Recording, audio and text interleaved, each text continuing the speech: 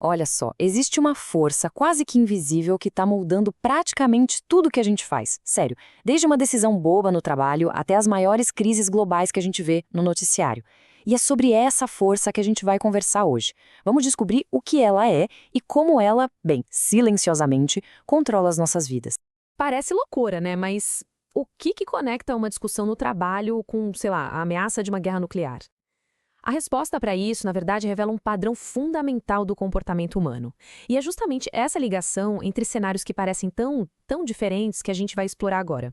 Então, vamos começar por esse sistema operacional oculto. É tipo o software que roda por trás de tudo, sabe? Um método que a gente usa para controlar uns aos outros e que opera tão silenciosamente na nossa sociedade que, na maioria das vezes, a gente nem percebe. E o nome desse conceito central é coerção. Mas calma, não se trata só de violência física, tá? É muito mais amplo. Pensa assim: é qualquer sistema de controle que se baseia em punição ou, o que é mais comum, na ameaça de punição, para fazer alguém parar de se comportar de um jeito que não queremos. É aquela velha lógica do faça isso, senão. E aqui vem a parte mais impressionante. A coerção não é a exceção, ela é o padrão. É o jeito default que as coisas funcionam. É o mecanismo fundamental que está por trás das nossas instituições, sabe? Tipo, indústrias, o sistema de leis e até mesmo nas nossas interações sociais mais básicas do dia a dia. Tá, mas e o preço desse controle todo? Porque ele tem um preço e é alto. Vamos dar uma olhada agora em como essa coerção funciona na prática, ao nosso redor, em várias situações diferentes. Pega uma negociação trabalhista, por exemplo. É o cenário perfeito para ver isso. De um lado, a gestão ameaça com demissão, corte de benefícios. Do outro, os trabalhadores ameaçam com greve, com queda na produtividade. A verdade é que ninguém ali quer de fato usar a sua arma. Mas é essa ameaça mútua que mantém um certo equilíbrio. É um jogo de coerção e contra-coerção. Um impasse que só se sustenta pela intimidação. Agora, saindo do trabalho e indo para a vida social, a coerção está lá também.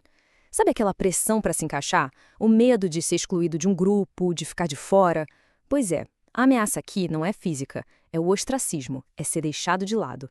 E essa ameaça, mesmo que sutil, é poderosa.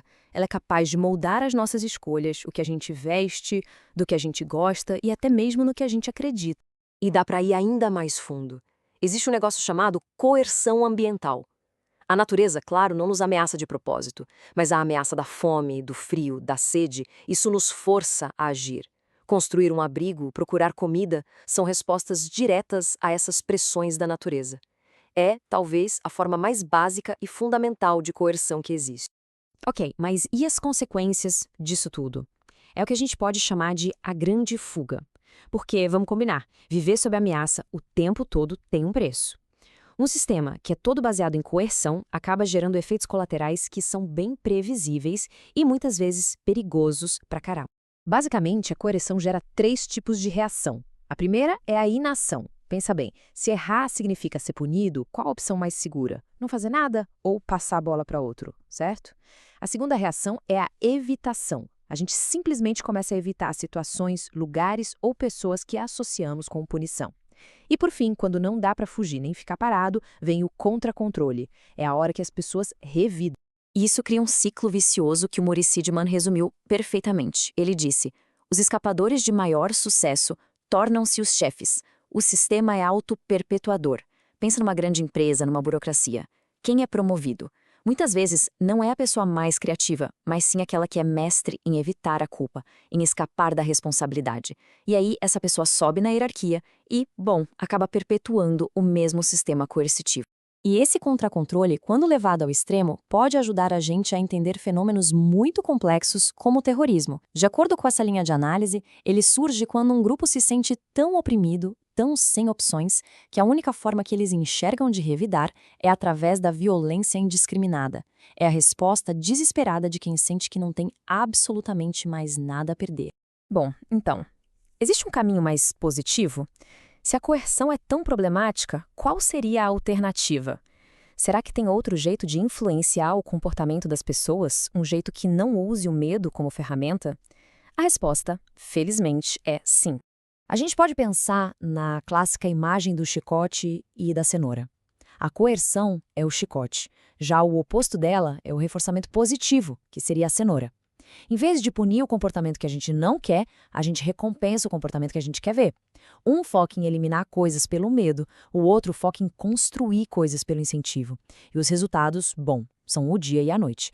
Um gera fuga e medo, o outro gera cooperação, criatividade e engajamento. E como seria isso na prática? Bom, imagina uma diplomacia entre países focada em benefícios mútuos, e não só em ameaças e sanções. Ou um policiamento de trânsito que, sei lá, recompensasse os bons motoristas, em vez de só multar quem comete infração. Pensa numa educação que inspira a curiosidade, que celebra o aprendizado, em vez de se basear no medo da nota baixa. São todas mudanças que trocam a ameaça pela recompensa. O problema é que as consequências de a gente não mudar são gigantescas. A nossa dependência global da coerção, das ameaças de destruição mútua, nos levou a crises existenciais. A gente está falando de proliferação nuclear, de colapso ambiental. Em escala global, esse sistema de controle baseado no medo está, literalmente, ameaçando a nossa sobrevivência como espécie. E com isso, a gente fecha o círculo. O nosso mundo hoje funciona na base da coerção. É o sistema padrão. A gente viu como ela funciona, os efeitos colaterais perigosos que ela causa, e vimos que existe uma alternativa, o reforçamento positivo. Então a questão que fica no final não é se existe um outro caminho, mas o que seria necessário para a gente como sociedade, como um todo, escolher trilhar esse caminho diferente.